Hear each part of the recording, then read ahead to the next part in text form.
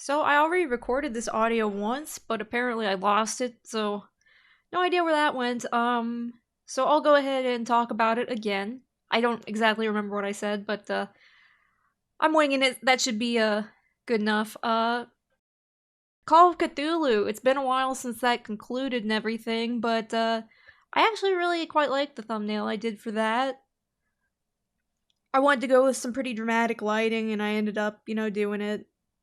This was kind of I don't know. I wanted to initially do, just a picture for the thumbnail because I didn't think it was an FPS, so I thought there weren't going to be any good, pictures for the thumbnails, but I ended up taking most of them from cutscenes. So let's talk about the game a little bit first. I said, I think in the playthrough that I was pretty disappointed with the ending, and of course, that does still follow. If I had to pick one I like the best, spoiler alert, if you haven't watched it, I think the one where Sarah killed herself was probably the better ending, so I guess I'll go with that one. Cause, I guess, I don't know, Eddie might pull himself out of the alcoholism. It's possible. Plus, I was saying, I think early on in the playthrough that Sarah should have died anyhow, so I think that is the best option that works out for everyone. So I ended up trying a new Kyle T. Webster brush on this one that I ended up liking quite a bit. And of course the text that I had in the thumbnail, I drew it by hand looking at a picture as reference, and of course we're going to see that here in a bit. Ugh, had a little problem with that eye there. I did about 10,000 fucking sketches for this one. I really like how the final product came out, like I said, but I'm not sure what this cursor is. I seem to have left some sort of setting on while I was recording, perhaps. So, not entirely sure what that's about. I guess if you wanna know where it is, there it is. Right there, and weird asymmetrical, what is that shape? Asymmetrical pixels there. Like, it's not a circle. It kind of looks like, I don't know what the fuck that is. It's like a shitty circle someone drew freehand. I don't know.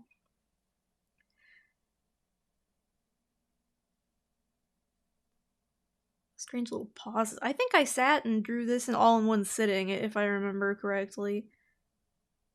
I don't remember if this was the one I sat and just drew for 4 hours. I think that might have been it. I got really into it. Ended up working on that. I don't think I ended up having to do too much digital adjustment fuckery with this, but I can't remember too well. It's been a long time since I drew it.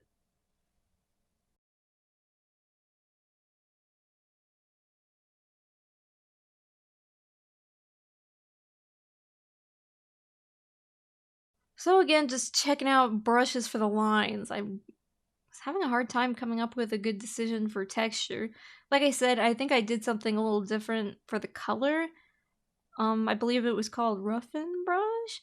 I don't remember what I used for the lines. I can never remember, by God. I mentioned one time that I had to actually go back for, I think I ended up liking that watercolor. I've been using that watercolor a lot lately, even, for some character sketches I've been doing. But I ended up liking this Roughen brush a lot. But yes, I remember for the last thumbnail I did this speed paint on, I actually had to look back at the footage to see what brush I used because I wanted to update the background a little. And I couldn't fucking remember for the life of me.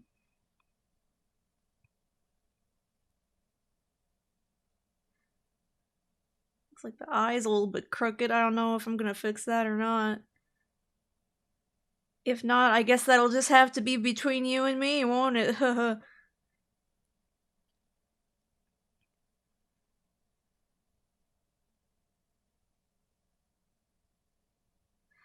I still have a certain attraction to, rough brushes. And these lines are a little bit rough. I kind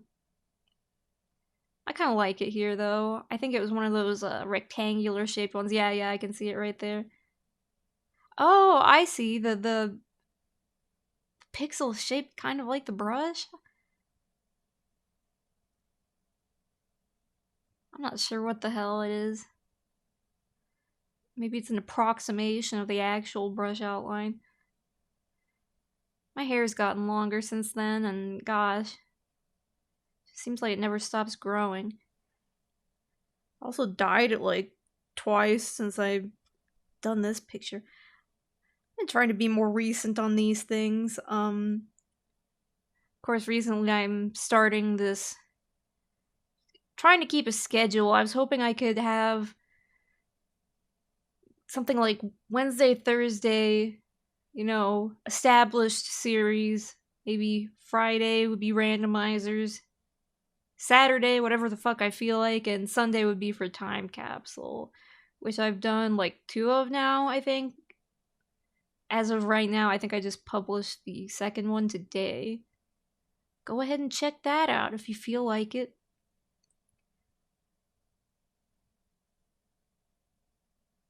Seem to be having some issues with this elbow here.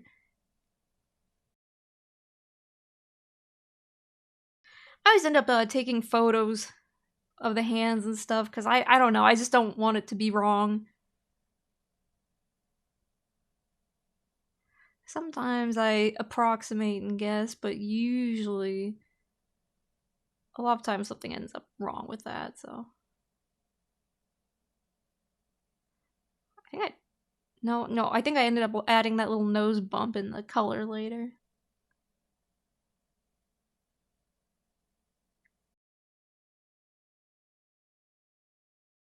But again, I was pleased with how this one turned out. I went for a more dramatic lighting style, as I'm sure you would have noticed.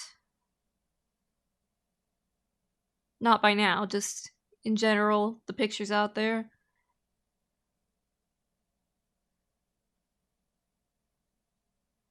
And sure, that looks kind of crappy without color, damn. That brush is a little bit too rough, damn. But I went for something more subtle at first, but then at some point I just ended up kicking it all up a notch, and I don't know if it's just the background color, but it kind of looks like the lines are off black there.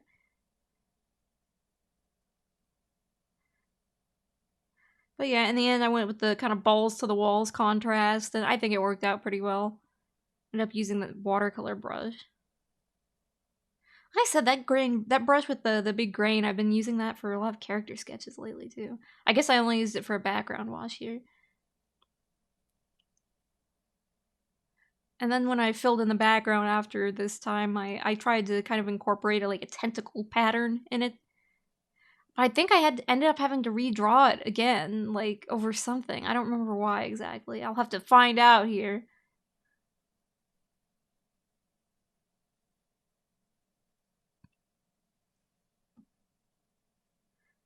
So poor Eddie, I don't know, maybe the ending where he went crazy wouldn't have been so bad either. Cause I guess there's like a shallow hope. Maybe you can come back from that. Probably not. I'm gonna say the ending. I don't know why Fuller was alive. I thought we got rid of their eternal fish oil mine. Leviathan. We let him out because he wanted to fucking get out of there. So it doesn't really make. Yeah. Here I went kind of subtle, and then I was like, no, I'm just gonna use that fucking bright ass green. I'm not sure how far I got before I decided to use it though. Any of you have that green lamp there? I mean, I know it's not like green like it should be. The green and gold lamp, You don't see it very often nowadays.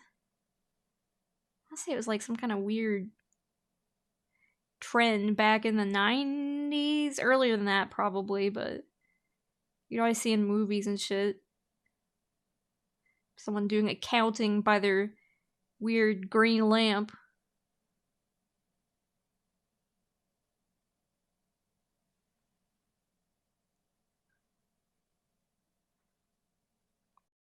I guess the ending where chaos reigns or whatever was supposed to be kind of the fan service. Here's your Cthulhu, bitches. But I don't know. I just don't like that kind of ending where it's like, ho ho, yeah. I want there to be a little more thought put into the end game. Like yeah, great. Cthulhu's here, everyone's crazy, kill each other. So what? Like, what happens after that? They just die? Like, what's the Elder God do after that? You just sit there and be like, ha, nice. Like, eventually, you gotta run out of people to kill each other. It's not like they're getting some OCD in there. I zoom it in and out pretty badly. I don't know. Sometimes it's just for the sake of seeing how it looks at from a distance. But when I do it like 15 times like that, it's like, ugh. A lot of times I like to zoom it out when I'm making it so I can check and see if it'll look good enough at a really, at the thumbnail size it's going to be displayed as. I try to think about how these thumbnails will look, like on mobile even, because that's where they're going to be the smallest, obviously. You're not going to have issues seeing details and stuff on something like a PC, but on a tablet or a smartphone, it might be a little more difficult. So I zoom out to make sure nothing looks weird. It's a good practice, to flip the whole image right or left just to... I don't know what it is. Sometimes you end up not noticing that the balance or the shape is off until you see the image in reverse. It's a pretty common technique. Some people turn it upside down. I think flipping it right or left is more useful just because you can fix it without turning it right, without having to change it, and then you can flip it back and make sure it looks all right there.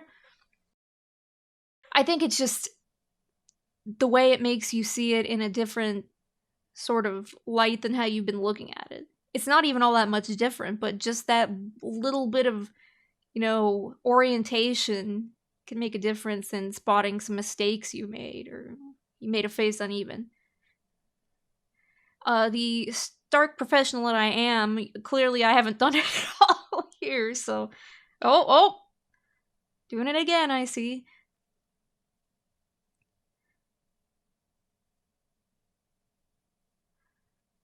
But what was I talking about? Yeah, here I try to go for a tentacle kind of shape in the background.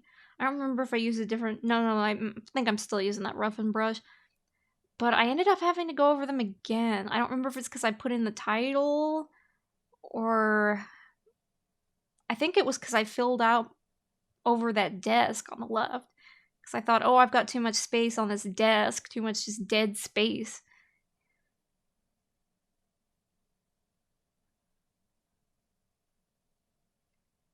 Yeah, here's where I just went ahead and got a picture of the logo in for... Whoop! Sometimes you misclick. So I could go ahead and find a brush, and I didn't trace it, I just kind of used it as reference. But, when I did that, I ended up doing some fuckery here and there with the, just dimensional adjustment, just because, I don't know, I don't want to waste too much fucking time on... Yeah, there you go. I don't want to waste too much time on just drawing letters. Maybe I'm being lazy, I don't know. Final result's what matters, remember? But as far as checking the size for the thumbnail, checking how it will appear as a thumbnail, it's important to think about, no matter what kind of art you're doing, the intended purpose. If it's for print or display, there's a lot of things you've got to think about differently. Print is a lot harder, honestly. You've got to think about dimensions, you've got to think about resolution, you've got to think about color. Color is probably one of the biggest ones. A lot of colors, your screen is backlit. You won't be able to print as vividly as you see them. And then certain colors don't print as well as others. Like a very, common thing people know is that red compresses really bad for display, though.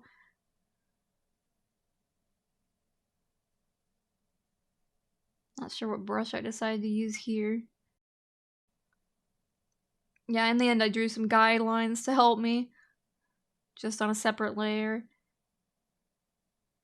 I don't like to use actual lines, like that in my drawings, because I think they look too static. So, you know, and when in doubt, you can make a guideline and maybe like draw according to it. There's no need to just put a straight line in, I think.